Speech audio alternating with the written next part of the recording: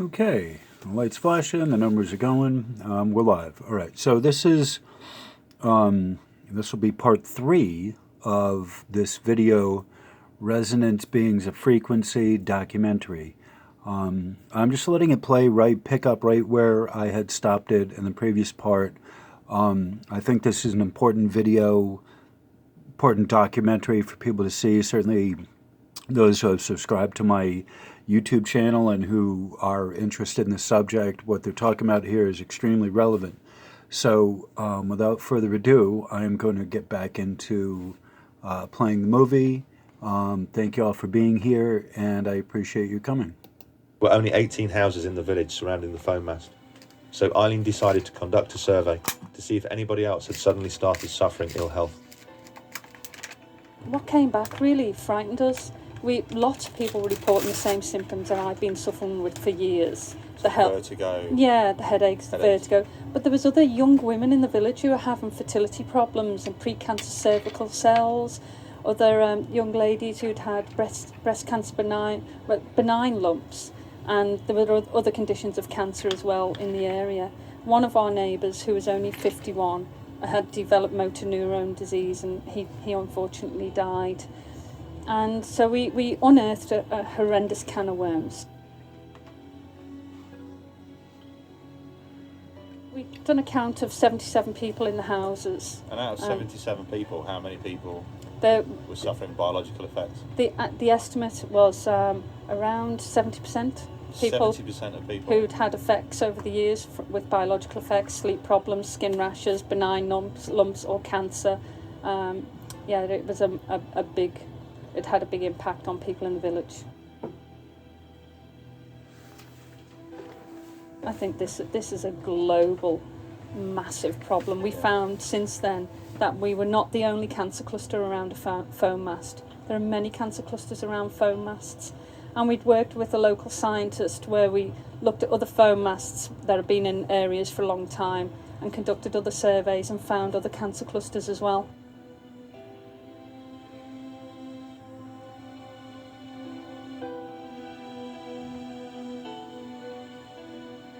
With so many phones and masts, and a mobile phone industry worth trillions, you would hope that by now a strict governing body would have been installed, an iron-fisted regulator who ensures the telecoms industry errs on the side of caution.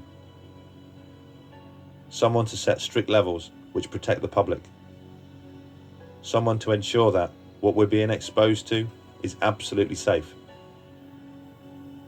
Unfortunately, we don't have any of that. What we do have is ICNIRP.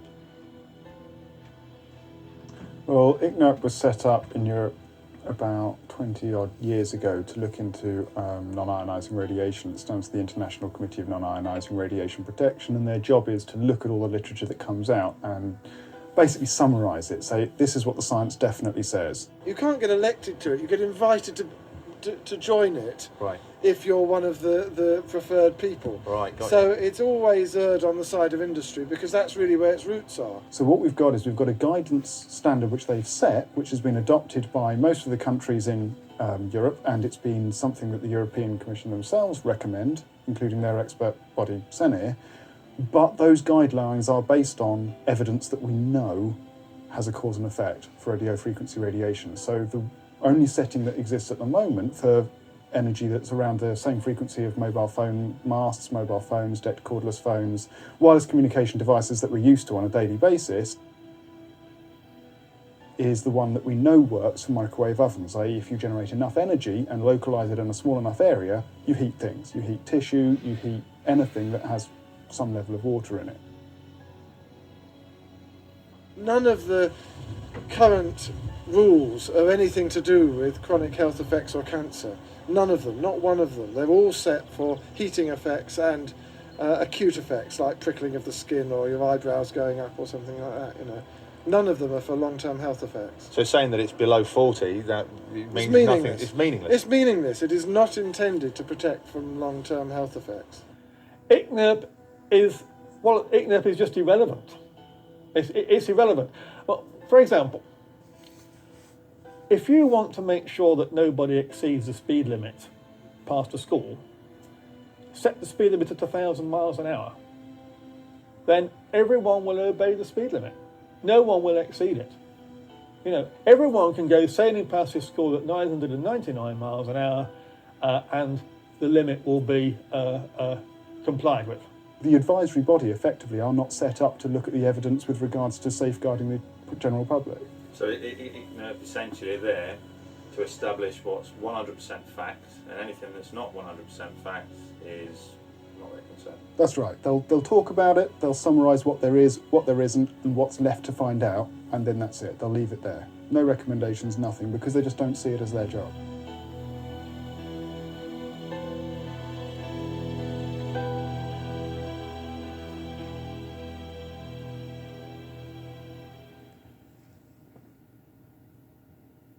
What if I try and make a call? Let me try and make a call. If you try and make a phone call, it'll be almost constant, because it starts Right. a proper sort of two-way high bandwidth transmission. Okay, let's do that. Oh, wow. So as soon as it picks up, this is it trying to, and this is once it's on call mode, this is now what the phone's doing. And that's waves going Yeah. from my phone to the base station and then being transmitted from Yeah. there. And that's it's picked up. That's horrible. And that's basically what your phone's transmitting into your head all the time, that you've got it operational and you're using it for phone.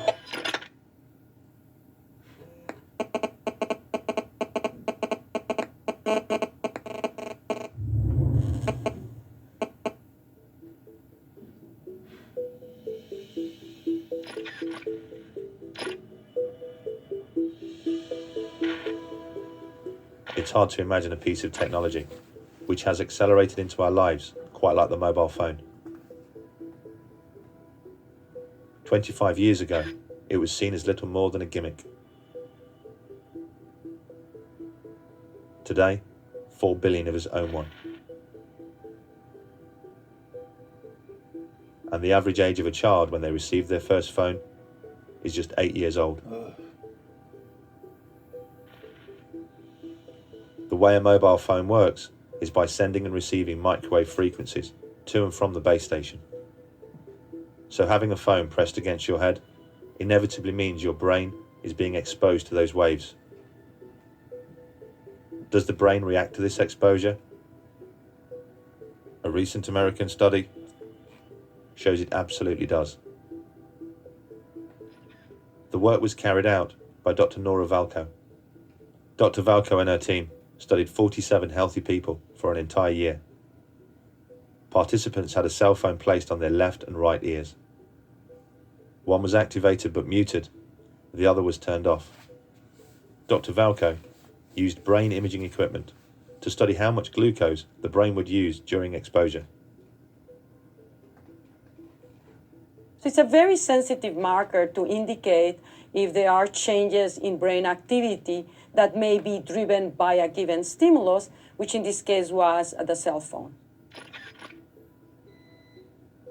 When the brain is stimulated, it consumes glucose in the same way a car consumes fuel.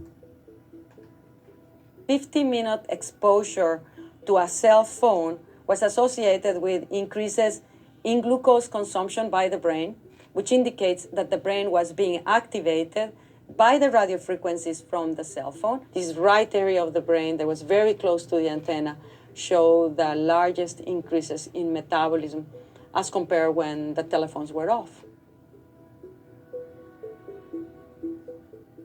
Even though the radio frequencies that are emitted from current cell phone technologies are very weak, they are able to activate the human brain to have an effect.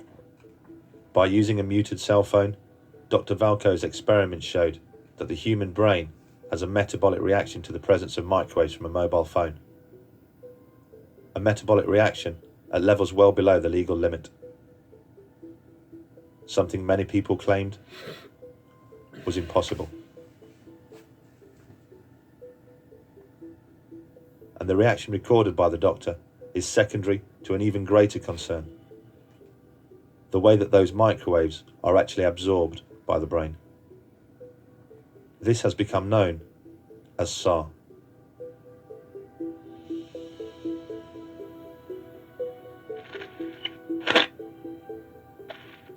SAR is, well, first of all, it stands for specific absorption rate, and that's the measure of how much radio waves, or how much RF energy, in this case radio waves, is absorbed into the human body over a certain period of time within a certain volume. So it's a measure of the heating effect that a radio transmitter would have on your body, on the human body. The SAR for every mobile phone is measured in this way, using an artificial head called a SAM Phantom. This is filled with a glucose mixture which represents the brain. The probe measures the amount of microwave radiation that penetrates the SAM Phantom skull and calculates a SAR rating based on how much energy is absorbed.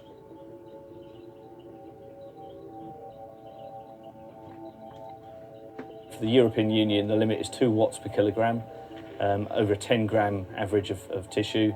For America, it's 1.6 watts per kilogram, over a 1 gram average of tissue. So the limit for the USA is more stringent than for the European Union, but other countries around the world, such as Australia, New Zealand, use the European limit. Some of the most popular phones on the market emit so much microwave radiation that their SAR rating is right on the edge of the limit.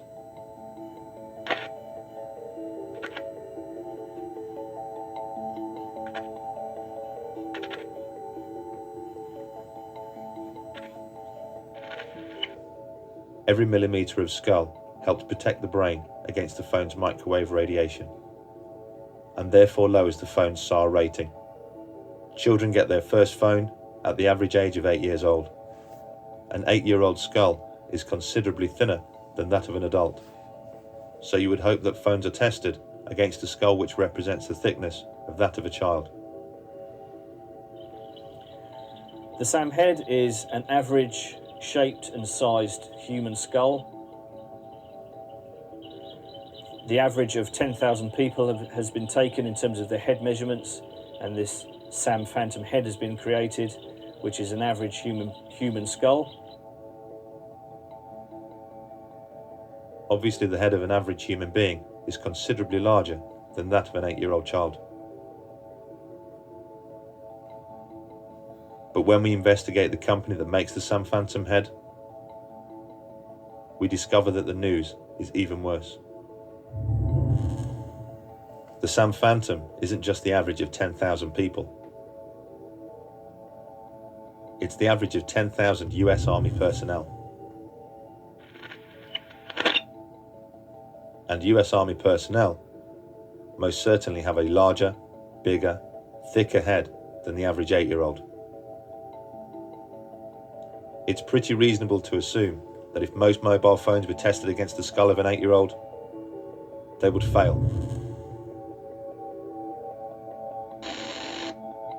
Who is it that sets the standards?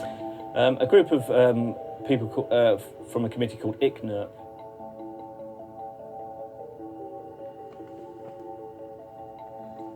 The people who do the work on mobile phones are, by and large, engineers. They have no idea what is going on inside a living cell, but they are pontificating on this. They make the assumption that the only thing that can affect the well-being of a living organism is if it is powerful enough to heat the tissue. But that's like saying, we know if we boil an egg, it goes hard. What they don't know is that if they don't boil the egg, it turns into a chicken. And they haven't the slightest idea how that happens, but yet they pontificate as if they do.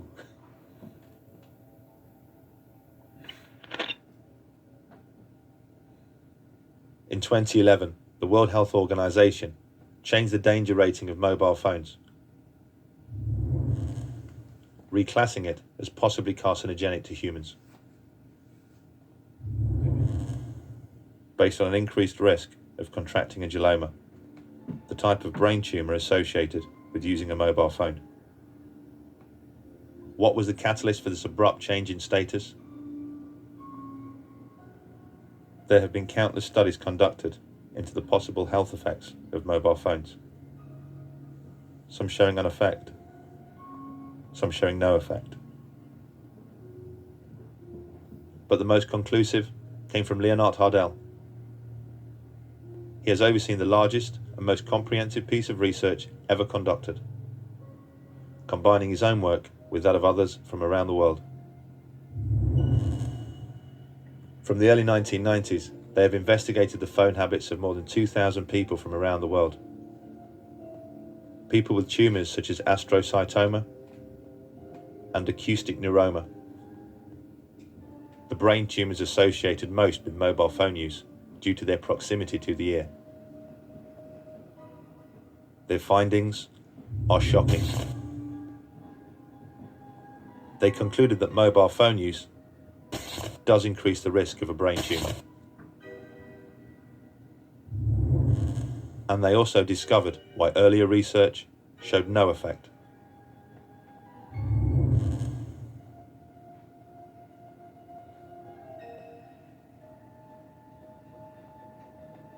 I think there's more evidence that it's carcinogenic than just possibly carcinogenic. But I can understand it in a way because most of the cancers which will arrive haven't arrived yet.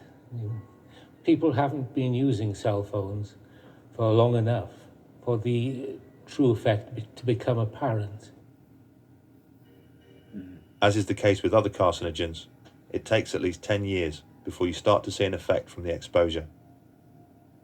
Because the mobile phone explosion didn't really take hold until the late 1990s, it's not surprising we are just starting to see the effects right now. So what are the telecoms industry doing to protect its users from contracting a brain tumour? A flick to the far reaches of their safety manuals suggests that they are more concerned about protecting themselves.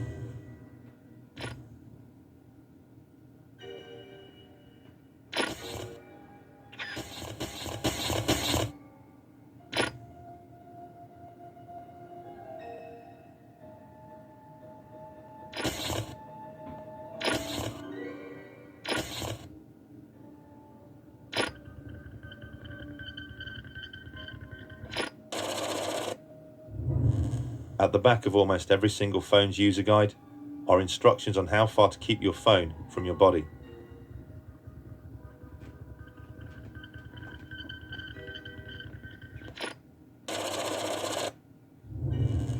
Instructions which, in the most part, are wholly unworkable.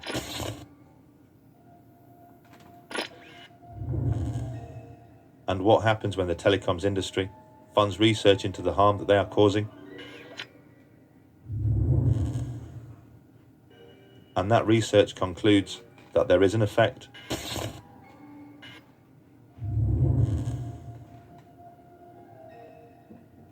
That the use of a mobile phone does play a role in the development of cancer.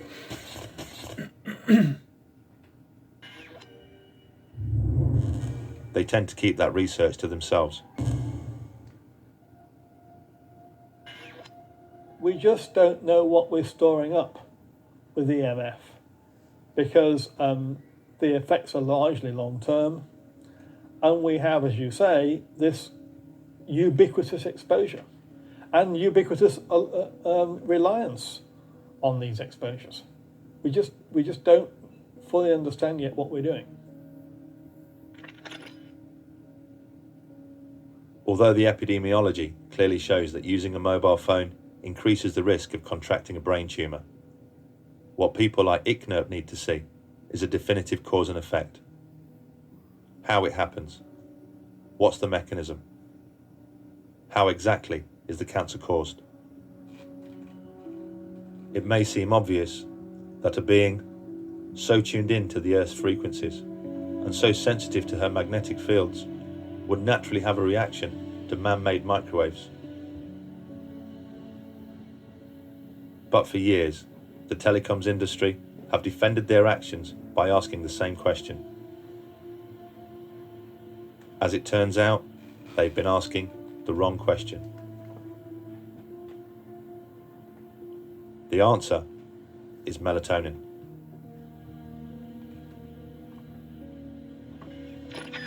You know, melatonin is a hormone, and believe it or not, it's made in the brain. It's made in the pineal gland of the brain, and it's got a very powerful antioxidant status compared with vitamins. For example, melatonin is 5 times as powerful as vitamin C and twice as powerful as vitamin E. And it secretes only at night, and it's at night that we need it because that's when we go to sleep and when our brain repairs the cells of our body. And that's when melatonin comes out to do its work.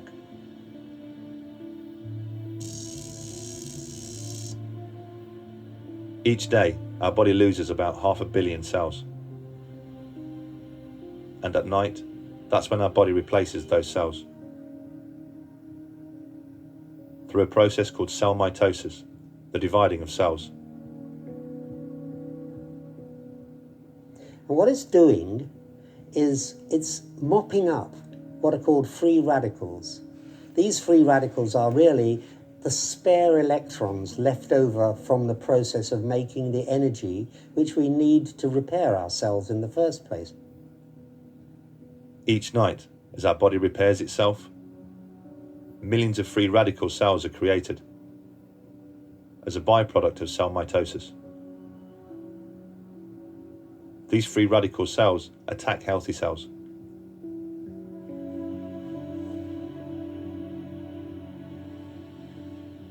It is universally agreed that the free radical cell is the main causal factor in most cancer. Our body's main defense against these free radicals is its most powerful antioxidant, melatonin. It passes into the bloodstream, and its job is to act as a natural antioxidant, a natural anti-cancer agent. Melatonin is a very, very powerful anti-cancer agent. What it does is it acts as a what's called an oncostatic agent, that is, it protects you against cancer. It controls the sleep-wake cycle so that you get a good night's sleep when you've got proper melatonin. It's an anti-aging molecule. In other words, by mopping up those free radicals, it leaves your skin and complexion looking younger.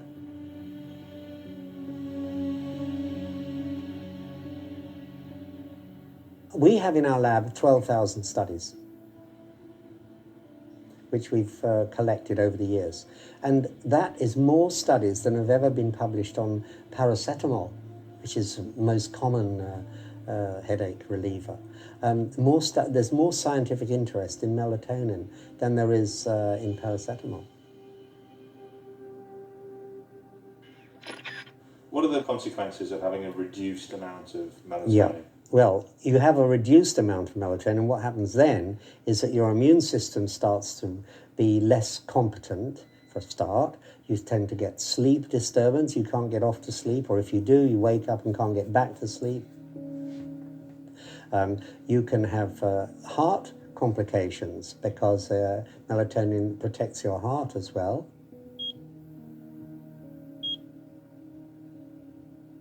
And you're much more prone to disease because your immune system is not functioning at its best. So these are some of the things that happen when you have a lowered melatonin level. And for example, the average woman with breast cancer has only got 1/10 of the melatonin of a normal woman of her age. And for people with prostate cancer, they've got less than half the melatonin that they should have. Autistic children have less than half the melatonin levels that they should enjoy. Reduced melatonin in night shift workers, because they're working at night and exposed to light, they don't produce nocturnal melatonin, is known to produce a 50% increase in breast cancer risk. And the International Agency for Research on Cancer, IARC, has actually classed night shift work as a class 2A probable carcinogen because of this melatonin reduction. there are lots of studies now showing that people on night shifts or people who are blind have different cancer rates than the average population. And most of those studies support the view that the absence or the lowered melatonin has an adverse effect on health. Because the body only repairs itself at night, melatonin is only produced when the pineal gland senses that no light is present. What happens is that the pineal gland is light sensitive. It's sitting right where your brain receives signals from your eyes, that crossover point in the middle. It's called the suprachiasmatic nuclei, and the connections from there goes directly to the pineal gland to tell it whether there's any light around or not. If there's light around, then there's also interference with the signals the brain wants to send to our cells in order to repair them. So it says there's no point in the brain sending these signals out to our cells to tell them to repair, because there's so much interference that they won't hear it. So it waits, the brain waits until it's dark.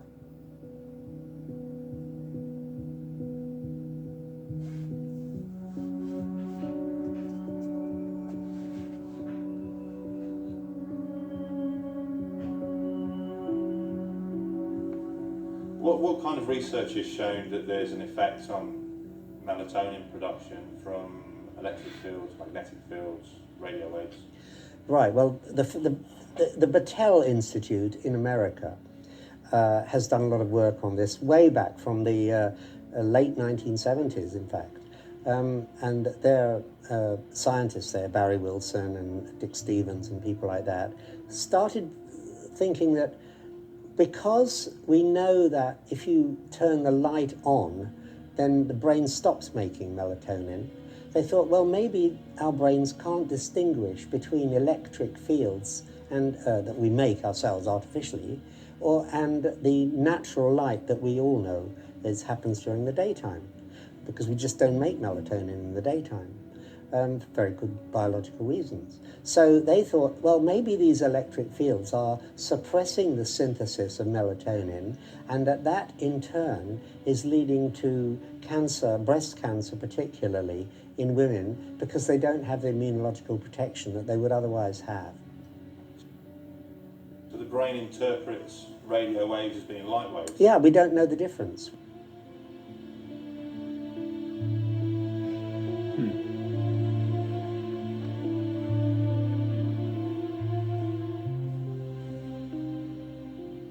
The hypothesis that the pineal gland cannot distinguish between light frequencies and man-made frequencies is certainly backed up by a wealth of research.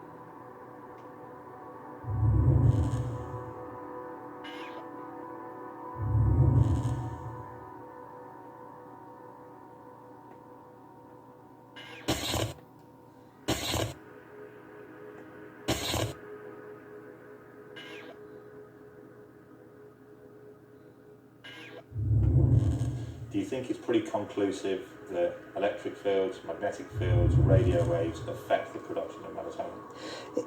This research, which shows that kestrel melatonin levels fall with exposure, that white storks nesting on buildings near to radio masts have lowered progeny compared with stork nests a long way away from radio masts, studies on ants, studies on bees, and studies on birds of various kinds, studies on marine mammals, all point in the same direction. But then there are studies in the laboratory of cells in the pineal gland, which actually synthesizes the melatonin, and looking at the effects of magnetic fields on those cells. And at virtually every stage in the synthesis of melatonin, it's been shown that magnetic fields disturbs the actual production of melatonin. So you see, the evidence is in all aspects of the pathway of melatonin production, that the inhibition of melatonin production by magnetic fields, the research covers really every aspect of that pathway. Would you say that it's almost conclusive? Yes, I would say it is almost conclusive.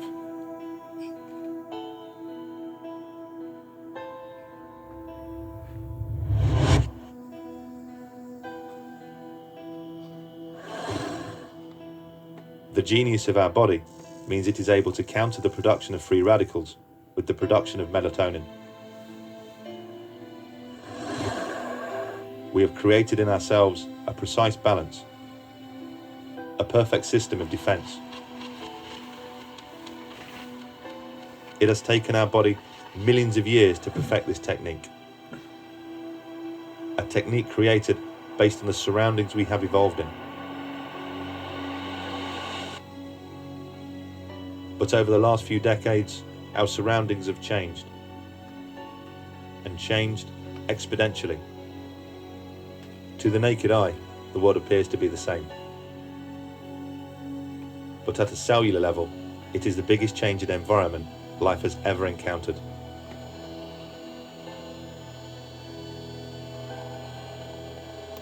All right, I'm going to pause this here because I'm going to be running out of space on the camera soon. Thank you all for being here. The last part is a little short 10-minute part, but I got to put that on another video. Thank you all for being here, and if you like this or you don't, comment and give me feedback. And I really would like to hear what people have to say. So thank you all for being here, and I will talk to you, see you in the next video. All right, thank you.